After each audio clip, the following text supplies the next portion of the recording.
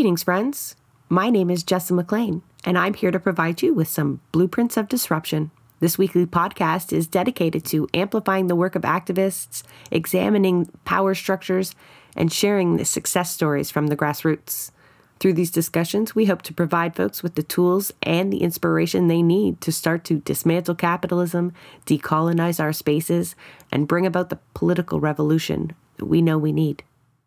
Welcome back, Jeremy. For anyone in the dark, can you introduce yourself to the audience, please? Hey, Jessa. I am Jeremy Appel, an Edmonton-based journalist and author, and blueprints of disruption regular, I suppose you could say. You might have read my work in various outlets, including Canada's National Observer and Ricochet, and for the purposes of today, the Tyee. Where else have I written? Where haven't you? The Maple, the Breach, the all the outlets your listeners read. Absolutely. We've had you on plenty of times, and we've referenced your work even more than that. So I'd be very disappointed if there's someone listening that doesn't know who you are. And I very much appreciate the way that when I reach out to you and say, can you come in and help me unpack something? The response is like, yep, sure. And that's so relieving because you're an excellent source of information, but I do love bouncing stuff off of you as well. So you were definitely the person I needed to talk to about this. I didn't know it at the time. So for folks who haven't read Jeremy's piece in the Tyee, it's titled France Shows How to Defeat Poilievre's Conservatives. And Jeremy is referring, of course, to the electoral happenings that happened in France a few weeks back, where the far right was poised to win a absolute majority at one point. They have like runoff elections. So, the writing was on the wall, and political groups in France mobilized, formed kind of two levels of coalitions of sorts, and ended up keeping them out of power, third place. And Macron called this snap election. People are still trying to figure out what he was thinking, but that happens quite often. And they lost 100 seats. So although they were part of the moves to, pull candidates, we talk about this a lot. Like, this isn't the first time this has come up in Canadian politics either. The idea of running a single candidate against the most feared or hated conservatives is usually what's on the agenda, right? Anybody but conservatives. Yeah, well, actually, if you go back to the 90s, Stephen Harper was floating that idea for the conservatives, both the PCs and Reform, saying that on a riding by riding level, they should essentially agree to just run one candidate so the Liberals don't keep winning, right? So it's not, this is a question that is asked across the political spectrum when one's opponents appear to be united behind a single figure movement, right?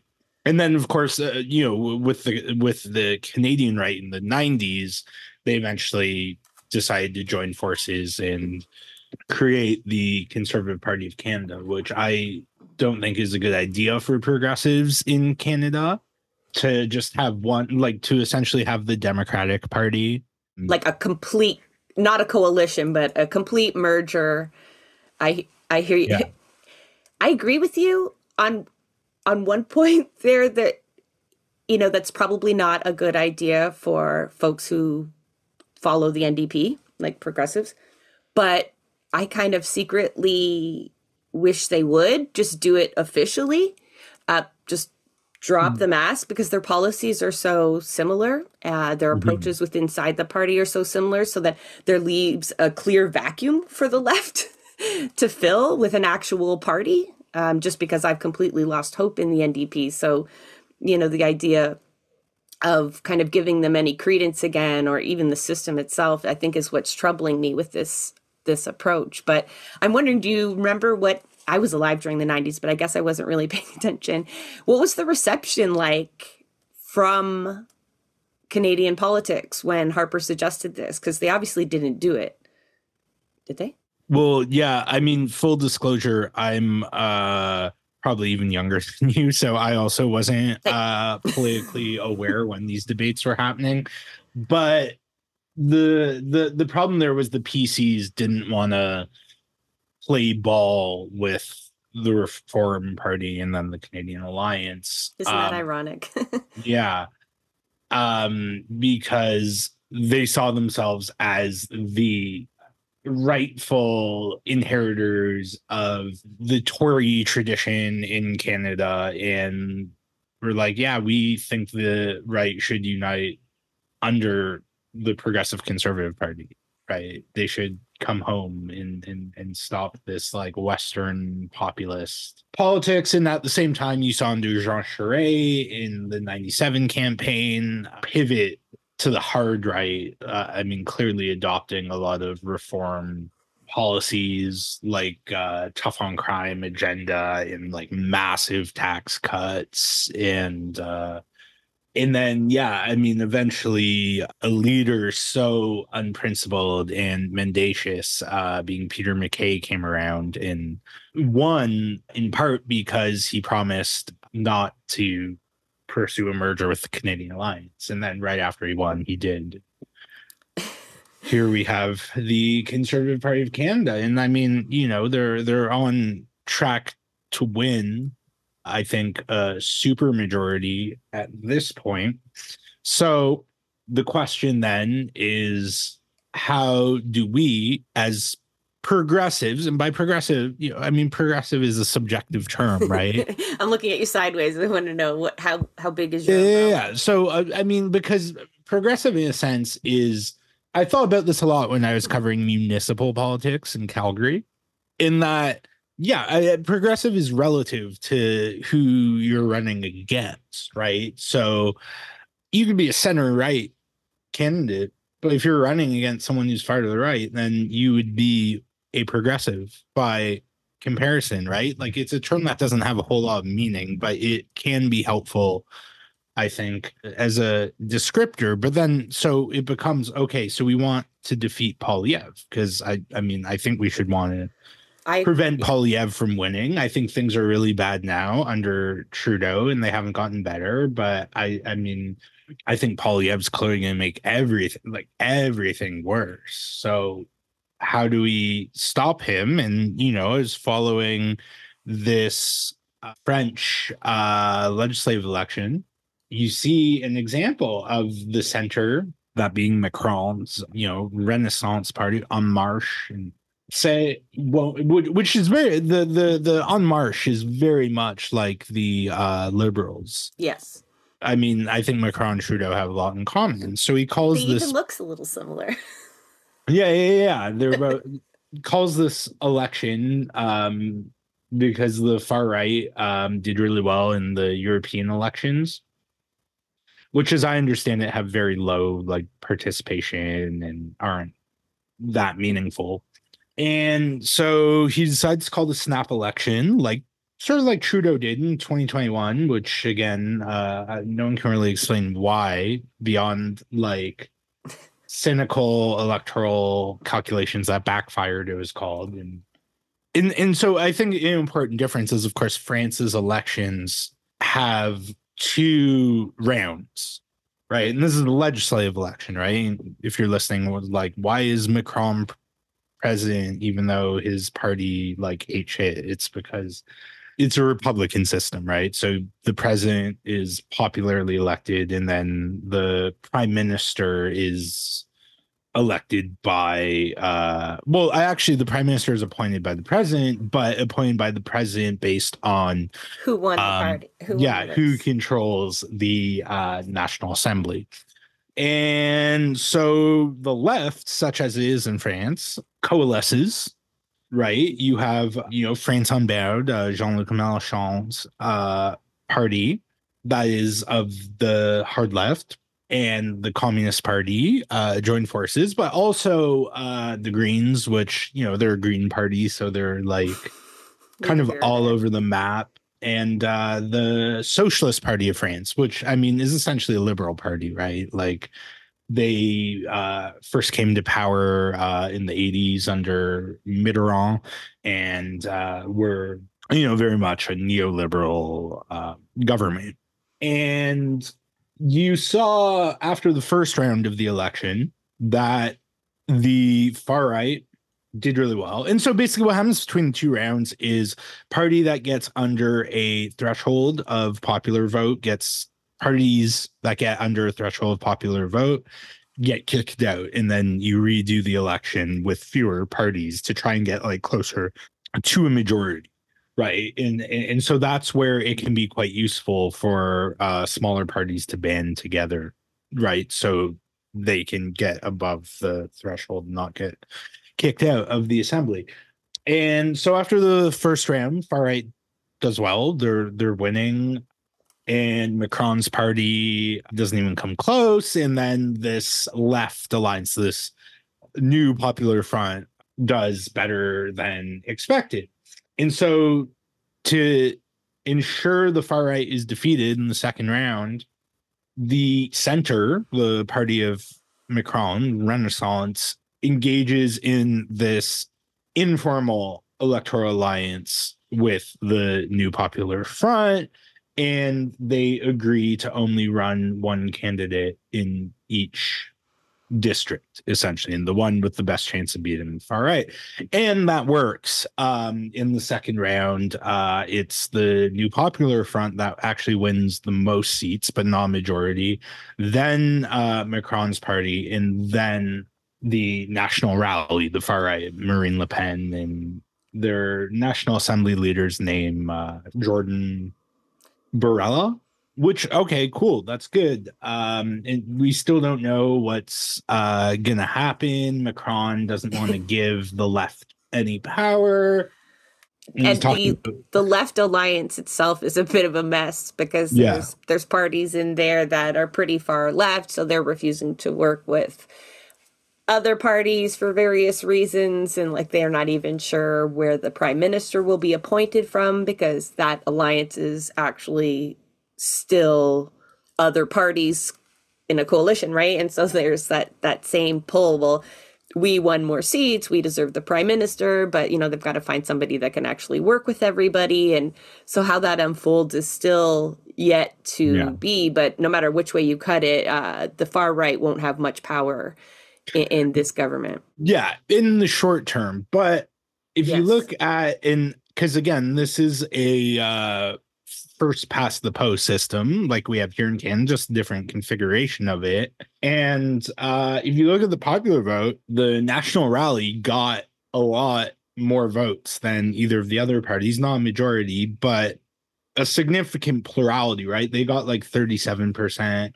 Macron's party got like 24%, and the left got like 25%, 26%, right? So we were sort of using first past the post strategically to do what it's supposed to do and keep sort of extremist parties that have a vote that's much more spread out and less like strategically concentrated against it.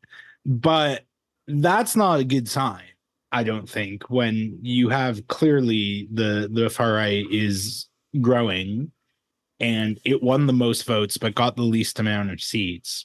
And I thought about how would you apply this to Canada? Like Poilievre's not the same as Marine Le Pen or Jordan Bardella.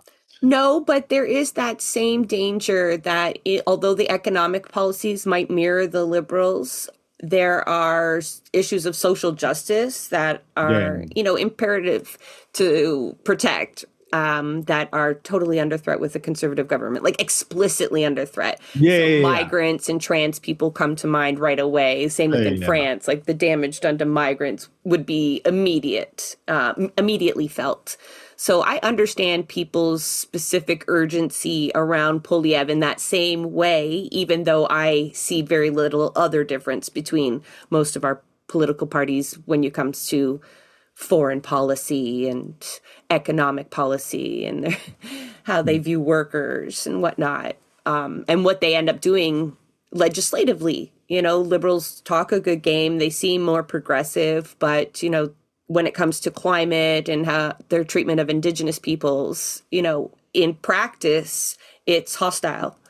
And so one of my biggest fears is that we allow this fear, though, this real, genuine, I get it, like urgency to actually set us back a little bit, right? To put our faith in institutions. And I know this is what we have right now, electoral politics, representative democracy. And we'll talk about your PR approach, right? Like if we could just do this for this specific reason, then it could lead to longer change, right? But let's just put that package set aside.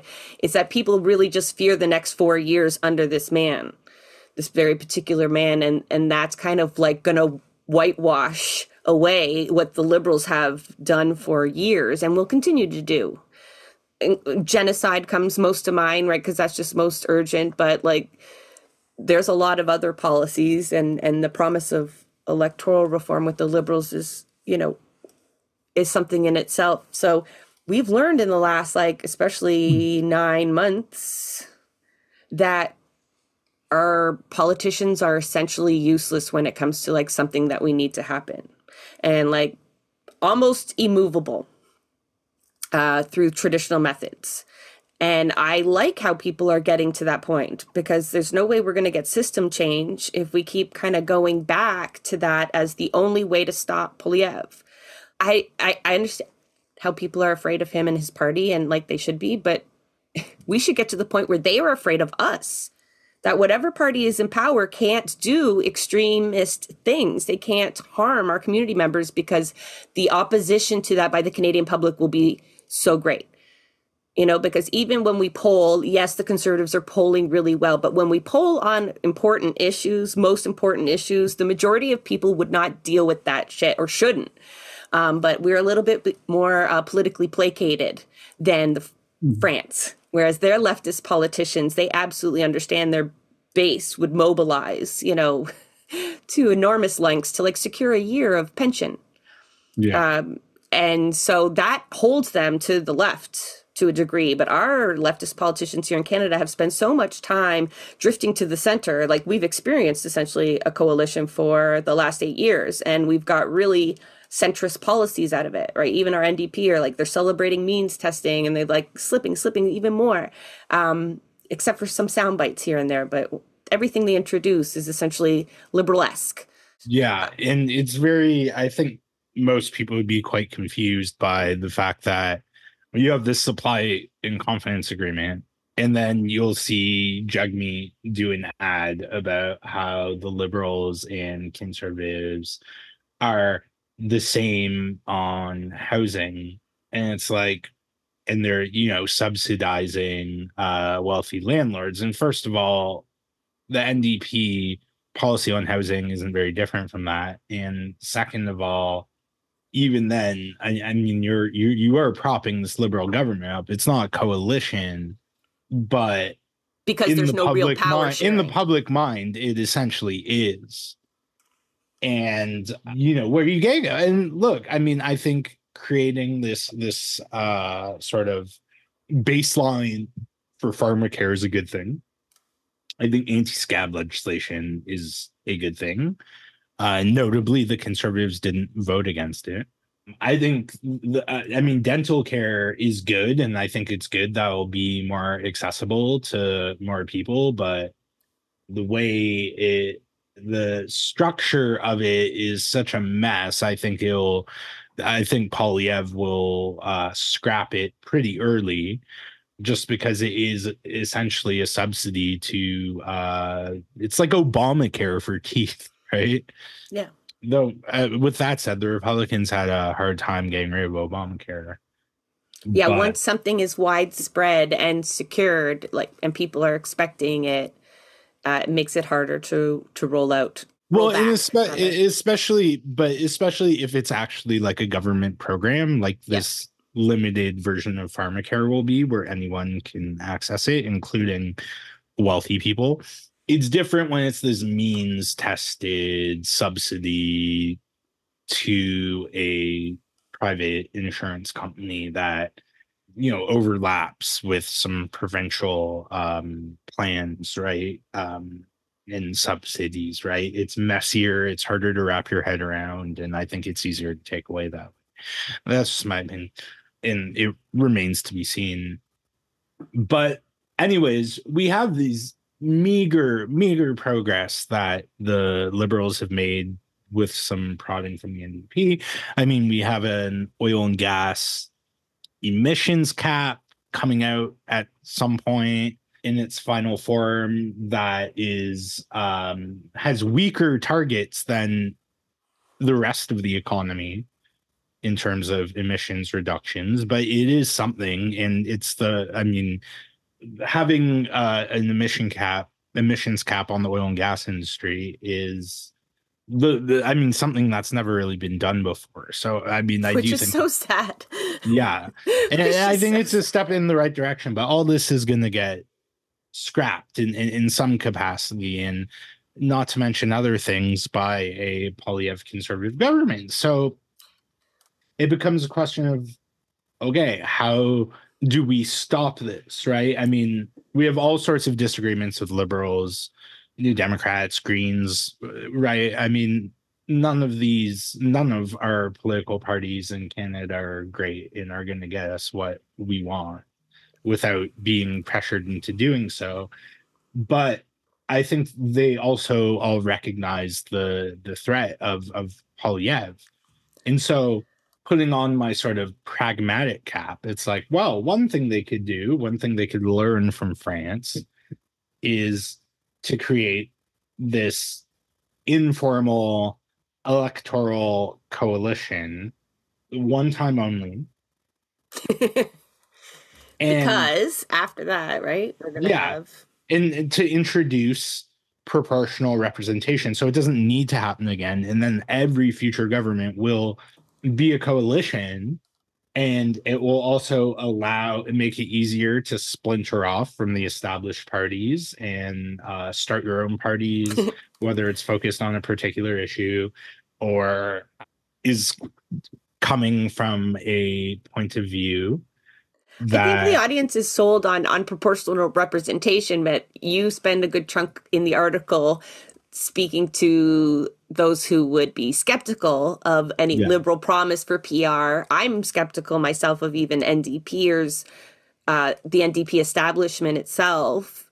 Yeah, I mean, we saw in Anything. Alberta. I mean, the NDP in Alberta had been calling for PR forever, and then they won in 2015, and they wouldn't have under PR. Yeah, because those And splinter groups that you speak of would threaten the NDP, right? That it would, that vacuum that exists in electoral politics as it is, right? Or there is no vacuum in electoral politics as it exists, right? That's what, like, I'm hoping for, either proportional representation that would allow an actual socialist party to gain some traction, as opposed to folks feeling like their only energy that they can spend there is with the NDP, which I feel like is just helping to erase actual leftists, right? Even to the point where we're having discussions on, like, progressives just being a little bit better than Maxime Bernier, like, so that's like, that sounds like desperate times to me as well. But I just wish folks would not look to that ballot box as a solution so much, because there should exist a political climate where all those things cannot be axed without resistance. And under a coalition, and even like the current coalition is like, anyone with skin in the game won't say shit. It takes them forever to finally speak out because they've got players in the game, right? So it's like, we just kind of swallow whatever they give us. We try to find value in whatever scraps that they've given us, because, we can't shit on them too bad, because the result will be back to the right, right? It'll just, and you get accused of it anyway, right? Like, you criticize the liberals and you're fighting for Poilievre. So that just problem will, I feel, exasperate itself. And like, your threshold for a candidate then will just be someone slightly better than the cons candidate, the conservative candidate, right? So they could even be a neoliberal. They just have to be less bigoted, it seems, right? Like they could have the same economic policies, probably even the same fucking foreign policy if we're talking about, because we're talking about a coalition of genocide apologists and landlords still. So, like, if they all have to get amongst themselves and decide who's going to be there, the liberals are going to play that we get first stab at it unless you're like in the nickel belt or some obvious NDP seats or, bloc. But, the liberals will be there or someone just like them. And that'll be your only choice.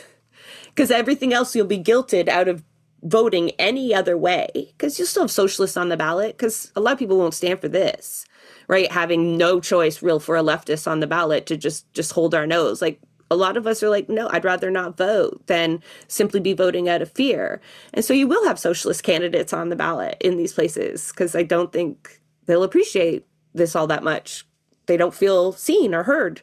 And they sure as hell won't be seen or heard in any debates, right? Like you won't have anybody with really fiery language. They'll all be like mediocre because all those parties just try to find the most palatable person possible to cast the widest net, not upset anybody. So you won't have anybody that's severely pro-Palestinian hardly to get in any positions. You won't have any anti-capitalists being free to speak that way at a debate or anything like that. And I think that's just like a lot of steps back.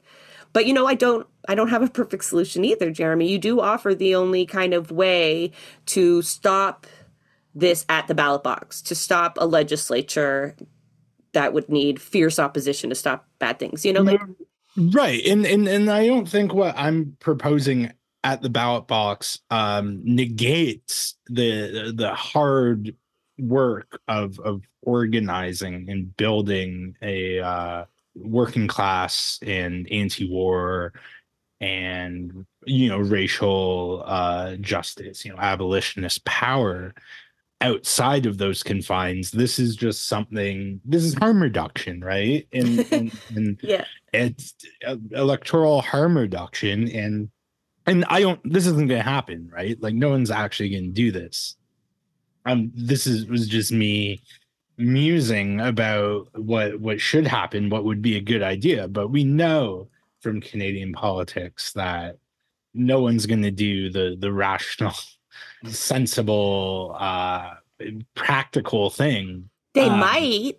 They might if they look at your idea. No, honestly, because like even though I raged against your piece like quietly because of the reasons I'm talking about, you made some excellent points, especially about the change of leadership and being able to secure their power. Because you have to remember, like they may not want PR, like they may not want what you want, what we want, but they do want their jobs. Yeah. They do want their jobs, and their jobs are at risk. So if those two parties don't figure out something. But, we in Ontario, we lived through an election where the Liberals steered people towards the Conservatives so that they would appear more benevolent, more appealing the next election. The writing was on the wall for Kathleen Wynne's government that there was no way they were going to win. And rather than giving any power over to the NDP, who would be hard to oust, arguably because they would do such a good job while they were in there that no one would have to remove them.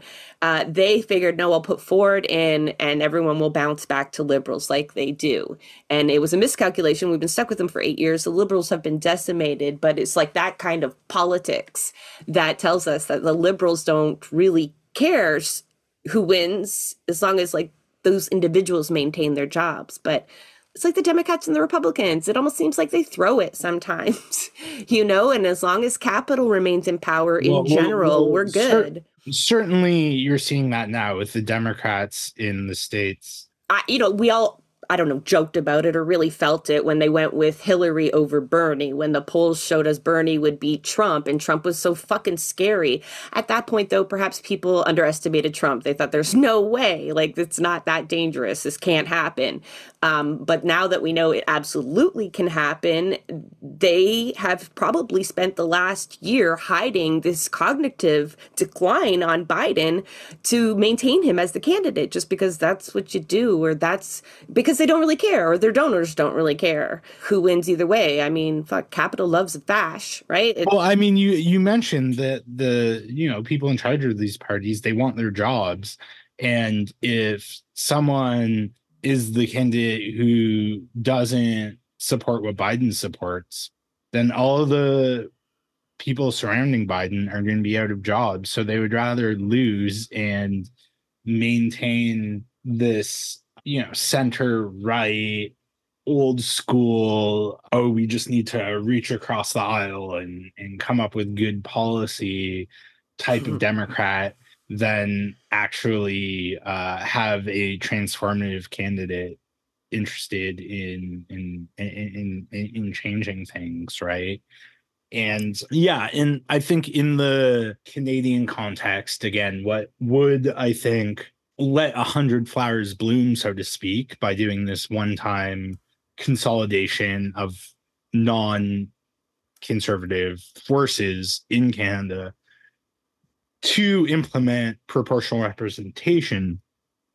If you can pull that off, then I think it would make it easier for voices that are outside this neoliberal framework to actually be elected and to actually have influence on power, while everything that we agree needs to be done outside of the electoral realm still gets done. See, I'm okay with that to a degree, right? If it's going to happen, like, I'm just so fucking written off of electoral politics. It's like, do what you're going to do. But it's when, like, then good people like you and other good organizers I know are actually putting, like, work into this.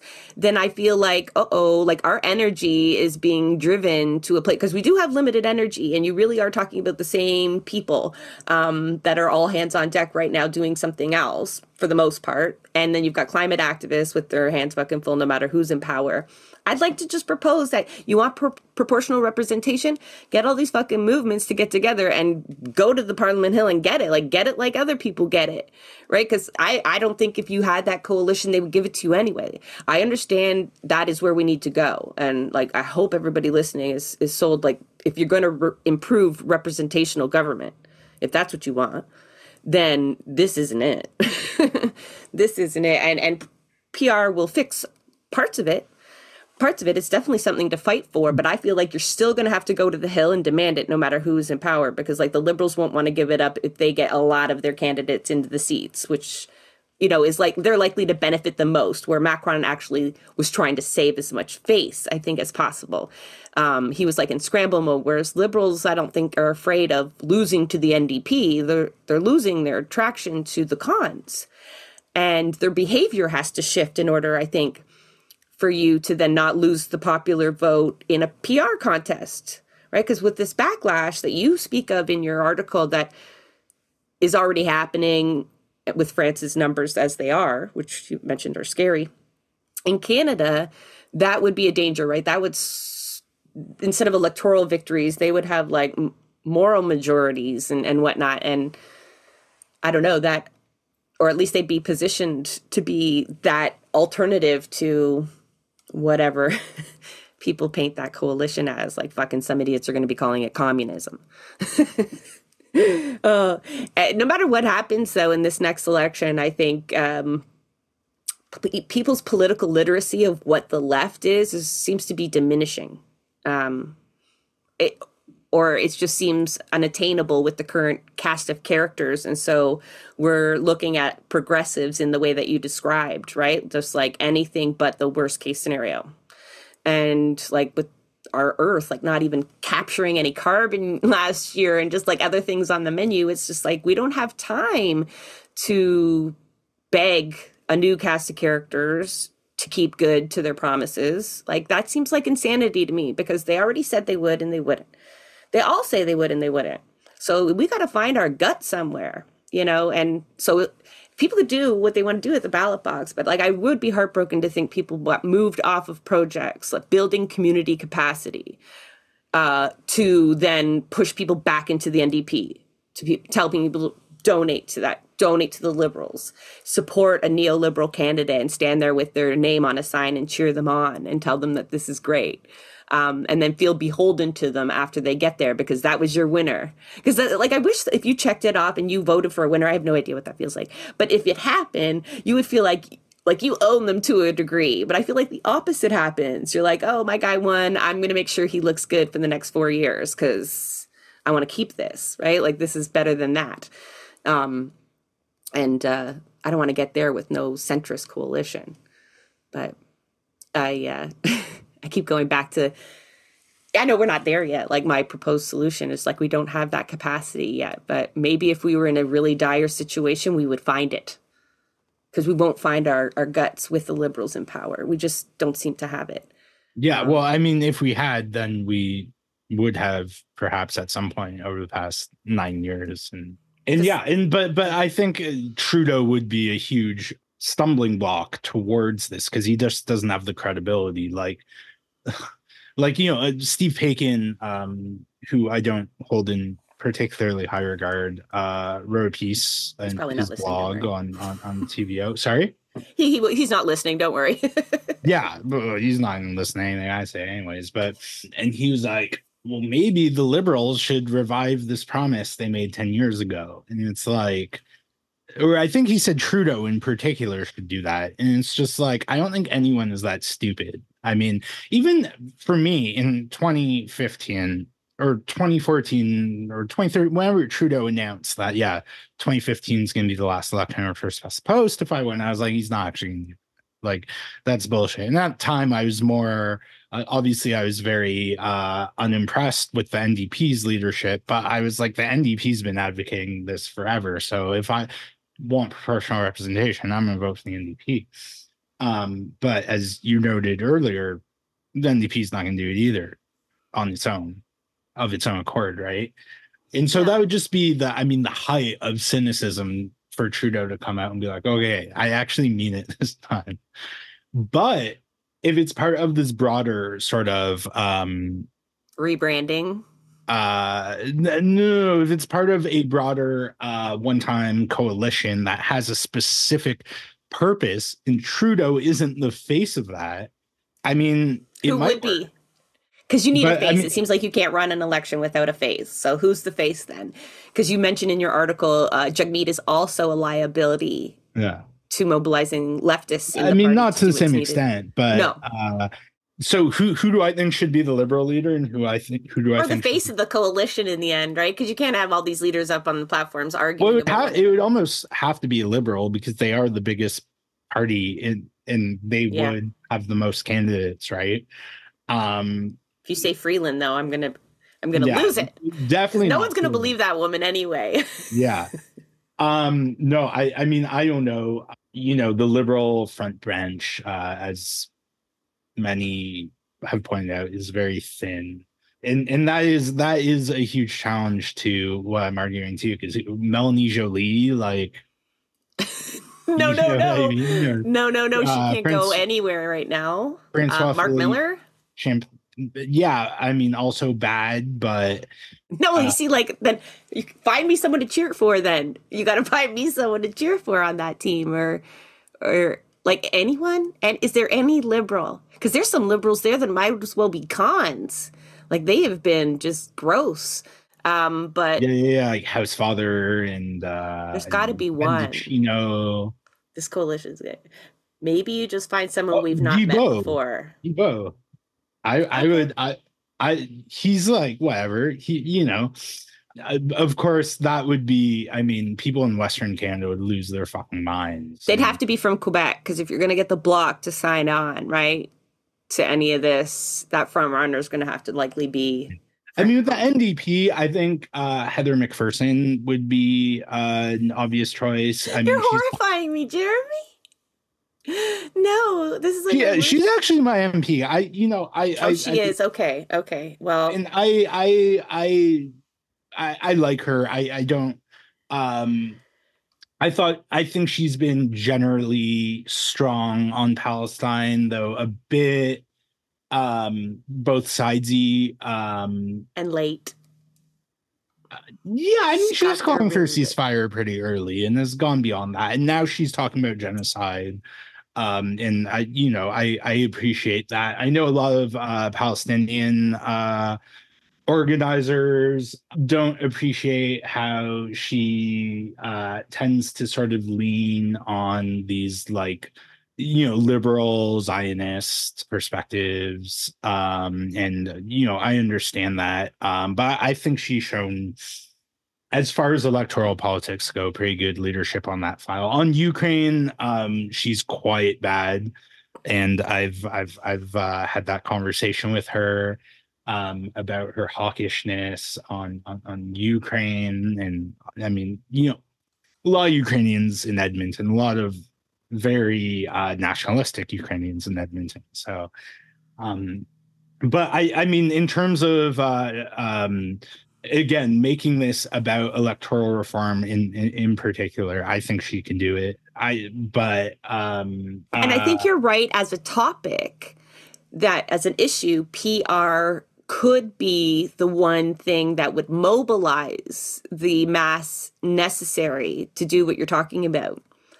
Because, there's, when you're trying to talk about finding common ground, that's going to be quite difficult. But, with the promise that this would be the last one and that we wouldn't have to work so hard in electoral politics or face such dire, scenarios again, might generate some mobilization. But I feel like, yeah, then we would all just be sorely upset and disappointed again. But yeah, it's this is what happens. I think, like, you're trying to find scenarios to avoid the worst case scenario is just kind of a symptom of this representative democracy that's become anything but. Yeah. Right. And trying to find ways to actually experience democracy rather than maintaining whatever this is. But yeah, I know giving up electoral politics altogether isn't the option. I just feel like we don't have the players in place to play that game even at this moment. But it might very well be something that needs to get worse before it gets better. In that, maybe, I mean, one thing, if you go back to the Harper government, one thing is that it really mobilized progressives of all stripes against Harper. And then, of course, that progressive sentiment sort of mobilized around Trudeau. And, similar to how you had like Obama sort of take all this popular discontent with the Bush era and con people into thinking, yeah, I'm going to make things better. I'm going to actually change things. And then didn't. And then all of these people again become complacent and disenchanted and demobilized because they put their eggs in this electoral basket. And I think that is one thing, if your listeners can take away from this, is when we talk about, well, I want to speak for you, Jessa, but when I'm talking about electoral politics, it's a means to an end, right? It's not an end in itself. And it's just one strategy of many to accomplish the change we want. And it's one that I think moves slower and requires short-term compromises for long-term gains. But I think it's also like the alternative to the type of thing I'm proposing that, again, it's not going to happen. But I mean, I don't know if you're listening, Trudeau. I know you've been going on a lot of Gen Z podcasts. I mean, I don't think either of us are Gen Z, but maybe you're listening. Think about it. But yeah, I think because what obviously Trudeau is planning on doing next year is to just, especially if Trump is elected, which I think is quite likely, highly likely, is that he's just going to play the Trump card, if you will, and talk about Poilievre is this Canadian Trump, and we don't want Trump in Canada, and I'm your best chance at beating the conservatives who are scary, right? The thing the liberals always do to scare people away from voting for other parties who might be more in line with progressives' values. And I mean, essentially that is right. I mean, like, even if you're not running as a coalition, winning does require creating this informal coalition of voters, right? Of various backgrounds, right? You had Brian Mulroney, who famously had, these corporate interests in Toronto and soft Quebec nationalists and Western populists that voted for him and gave him the biggest majority government in Canadian history, right? And then it all imploded, 8 years later, and you had the Reform Party and the Bloc Québécois, and then the Liberals sort of wooed the business class. And so, I mean, trying to scare people into voting Liberal again, I mean, I don't think it's going to work. I think the genie is out of the bottle, and Trudeau is never going to relive the sort of magic of 2015 again. So we saw in the past two elections, it's just not going to happen. And just going completely negative against Poilievre. And yeah, I mean, Poilievre is, I mean, I can think of few people more insufferable than him, but he's speaking to these very real material concerns that people have with a little culture war nonsense like Yeah. sprinkled on top of it. Which And draws some Canadians in. We can't deny that, yeah, you know.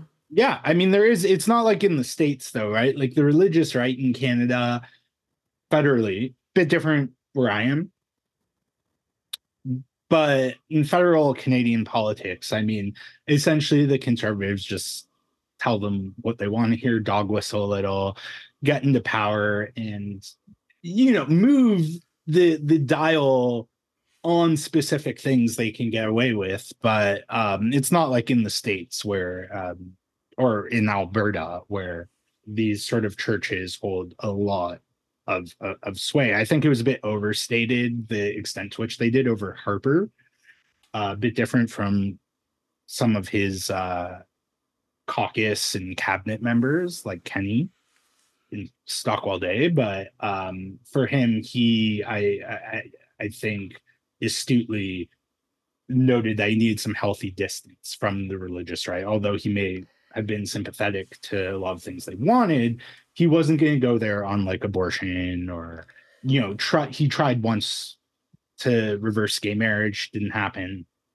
I moved think on. like beyond the religious right though, the one thing Polyev does that he does dangerously well is the scapegoating of immigrants. So even folks that wouldn't even consider themselves hard right, you see this being regurgitated even by folks who would consider themselves progressive when they're looking at the housing Yeah. strategy, like in the absence of understanding the problem or directing our rage in the right way because it's landlords and that system. A lot of people in that absence of what to be angry at are finding this an easy way to deflect. Like I even was having debates with, well, I didn't debate them online. You're seeing comments relating to the flood infrastructure in Toronto and blaming that on the influx of immigrants. We're spending too much money and we don't have it to fix this and that. And yeah, we've kind of In failed to healthcare, of course, too. everything, Jeremy, like literally everything, like real people, not just bots, like people saying it out loud, reading it back and going, "Yep, that makes sense to me." And they've really capitalized on that anger, or at least they've been able to direct that anger well, and it's drawing a lot of people in because that old Canadian mentality, it's there's a lot of racists out there, not necessarily religious, that just are really nodding along. It's making sense to them. And Yeah, and that's that's a scary. bit different also from the Harper era, which was Hmm. very like the Harper government was in some ways very pro-immigrant. It was just they that doesn't mean they weren't racist, right? They sort of very much went out of their way to tokenize the right types of immigrants and invite more people to the country who serve the market, and then ramped up enforcement of much stricter border and asylum policies. And it's interesting where the conservatives in some ways now seem to be turning away from that, right? And saying, no, actually there are too many immigrants in Canada and there need to be less. And you even hear Jason Kenney, who is like in many ways the sort of father of this exclusive multiculturalism that the Conservative Party of Canada implemented when it was in power, this exclusionary multiculturalism, say in interviews now, like, of course, there are way too many immigrants in Canada. They're driving up housing costs. We need to do something about it, which I think there is definitely a parallel with Le Pen and the Rally National in France. Of course, the Rally National has been anti-immigrant a lot longer and is a lot more They have more street cred on the game there. yeah, I mean, but if you go to the Reform Party's like original platform in 1988, it was like a white nationalist manifesto. Yeah, I mean, it was essentially, yes, we need to significantly curtail the amount of immigrants that come into Canada to preserve our like Anglo-Saxon heritage, right? Like and that's why, I mean, you saw, guys like Doug Christie and other white nationalists were attracted to the Reform Party, and the Reform Party had to, Paul Fromm too. Paul Fromm is his name. The guy in like Hamilton, I think he lives now. I don't know. I don't follow the white nationalist movements. I know. I'm glad other well, people anyways, are. But yeah, I mean the Reform had to work really hard to get rid of these guys from the party because they were attracted to it, and it's almost like it's coming full circle. But the frightening part is a lot of Canadians seem on board with it, but I don't think it's majority. Do you think like they wouldn't even feel the need to be distanced from some of these characters anymore? No, I do think they would still need to keep their distance Okay. from these characters, but I think there's less concern about why might they be attracted to our party than there was, say, under Stephen Harper. Yeah. Okay. Where there was a conscious effort to focus on pocketbook issues, right? On like cutting taxes. And, it having been the post 9/11 area, also there's a focus on supporting this neoconservative foreign policy and giving total uncritical support to Israel and very things that they could move the needle on without things that their beliefs and electoral needs intersected on, right? And an issue like abortion, say, that wasn't the case, right? It would have cost them more votes than it got them, but things like deporting more failed asylum seekers, right, and not giving them a chance to appeal at the Immigration and Refugee Board if they're from countries that Canada's aligned with. I mean, a lot of established immigrants who came to this country through like established immigration channels actually don't have a lot of patience for refugees and asylum seekers. That's a bitter reality.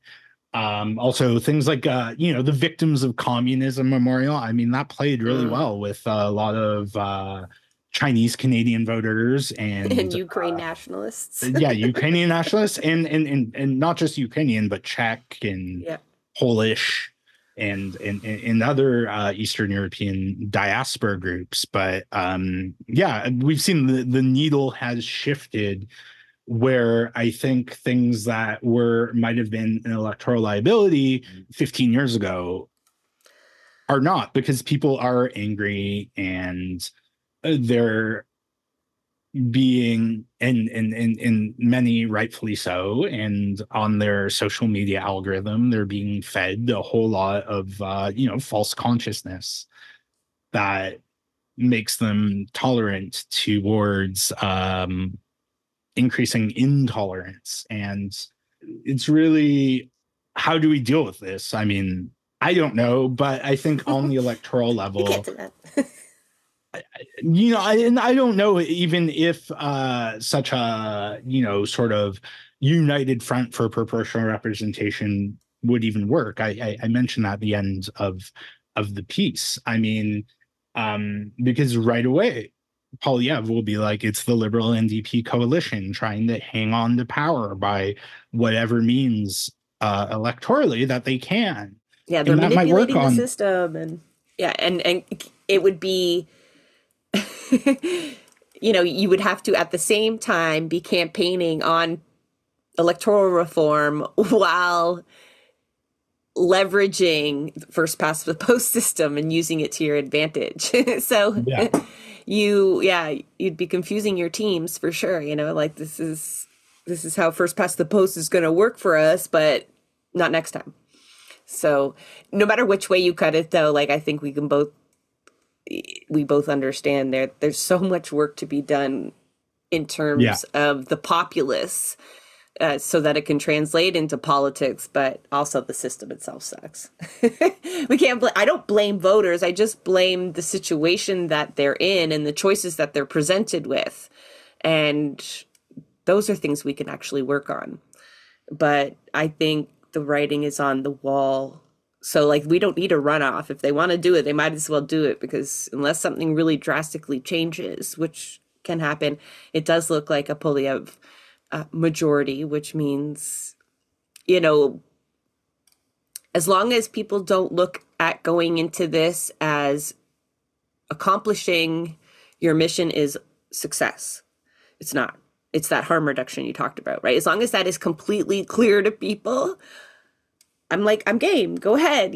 Understand, though, that shouldn't suck up all of your energy or hopes, because that really hurts when you see people like experience political victories and then be completely crushed, right? BC environmentalists, I think, come to mind. And, where you think you put all this energy and whatnot into a political victory, and then the work is the same. That other work you talked about that you don't want to like negate from, it remains the same. So, no matter what, in the end, you're going to end up having to get together and march on the hill. So, fear not. That's a good way to look at it too. So no matter what happens it's not all lost. It can't all be lost. That should then motivate us to then seek outside of that electoral system for the change. Because democracy was never meant to just be a casting of the ballot, or, the odd email or petition to lend, that your representative can lend an ear to. It was always meant to be participatory in all different levels. Like there is like your legislative branch, and you've got your different branches of actual government, but that's still not the be all end all of democracy. And the beginning of the show reminds you is like, in the streets, this is what democracy looks like. And I truly believe that. So it's just like, yeah, Jeremy sees it as one of the tools in the democratic purse, that we just can't put everything into anymore. I just don't think, so I don't want to see good comrades putting a whole lot of hope into this, because I can see the work being done. I see the petitions being circled. We experienced it in Ontario. It was like anybody but conservatives, and that was like people put a lot of work into that, and it didn't work. And so, yeah, I want to know if we could imagine, before we sign off here, just quickly, what a loss would look like if you put all your eggs, like if you formed that kind of informal coalition and then lost. The blowback to those parties would be huge. It might be big enough to shake them up, and change the landscape of leftist politics in Canada, or progressive politics in Canada. Yeah. Well, I think if it fails, it would nonetheless result in a smaller, more proportionate conservative majority, which I realize it doesn't really make a difference in Canada. I mean, you have a majority of one or a majority of 100, and you still can do whatever you want, because party discipline in Canadian politics is so rigid in a way you don't see No, people even don't in understand how authoritarian it is. It is like yeah, the and leader it's of the like party is that's it. and it's like you could say, oh well, the United States it's different because they're a republic and you have the president and then you have Congress and but if you look at the UK, people vote against their parties far more frequently than they do here in Canada, right? I mean, so what's the worst thing that happens with this? Well, I think the worst thing would be that if it fails, then the idea of proportional representation will be lost for the foreseeable future. It would And definitely I be do able to think argue like that was the referendum and it failed, like those opposed to it would be able to use that election as credence um, why it's not wanted. yeah, but other than that, I don't see too many downsides that we aren't going to get anyways with Trudeau just screaming about Donald Trump for a year. I'm afraid to see how the NDP campaign shapes up, Yeah, to I be mean, I honest, think because it's I gonna don't be a know what they're mess. supposed to say at this point. Yeah. I mean, I've heard that they're considering pulling out of the supply and confidence to give like a year of them not like propping up the liberals. I'm not sure. But yeah, I think We do have short-term memory loss as a but electoral I base. I think under saying and I think he is treated very unfairly in the media because of his race. But I also think it's true that the NDP is totally rudderless under his leadership. I think at least with Tom Mulcair, you knew where he stood. You knew what he was trying to do and where he was trying to take the party. With Singh, he seems to be preoccupied with just holding it all together and not growing the party or having a vision beyond just keeping it all together, running slightly to the left of liberals and trying to and I what do you think of supplying confidence? Like, do you think it was necessary? Like, I sense that the NDP could have gotten anti-scab legislation, Had they just introduced it and pushed pharmacare. for it, yeah, Yeah. I yeah. like outside of I interviewed actually Shannon Phillips on my on the Orchard cast, and she was the Alberta environment minister. Pretty interesting case study, and I mean she used to be a real radical back in the day, and then got thrust into power, and now it just totally believes in the system, and then left politics recently because of this sort of harassment of female politicians that's being driven by the far right. And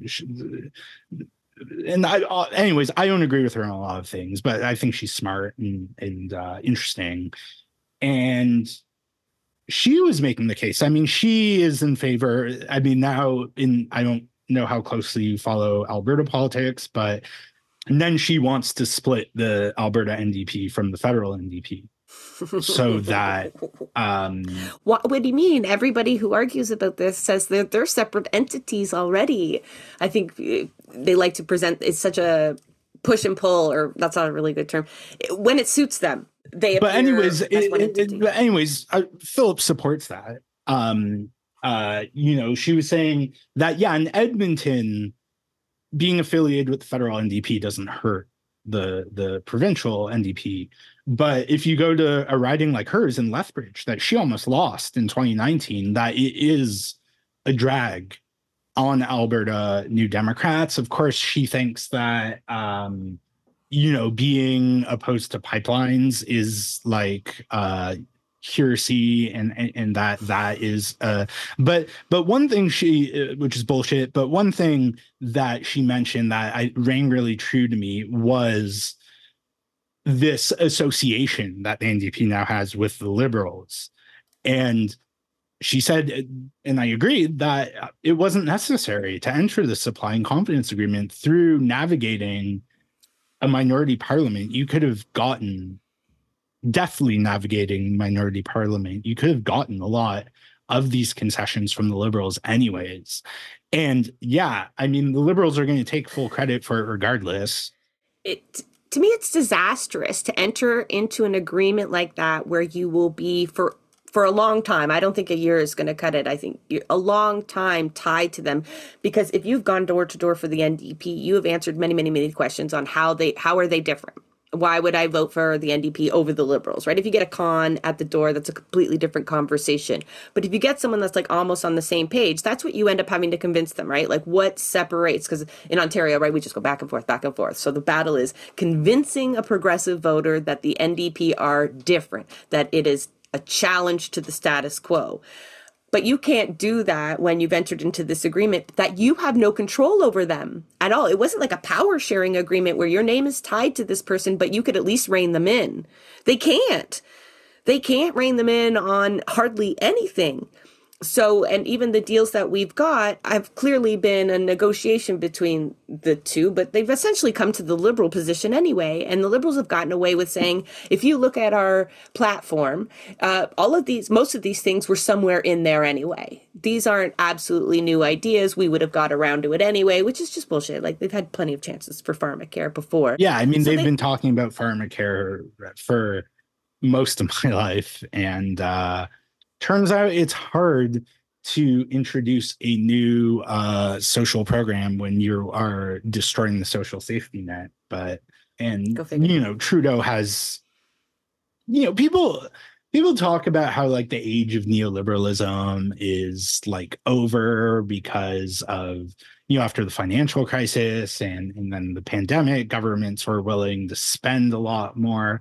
But I don't think that's true. I think neoliberalism is very much with us, because if you look at how the government is spending money, like especially during the pandemic, it was giving people money and giving businesses to pay people's money to pay people's wages, right? There were no new social programs created as a result of the pandemic. There could have been. They did the bare minimum to maintain, during a crisis. Yeah.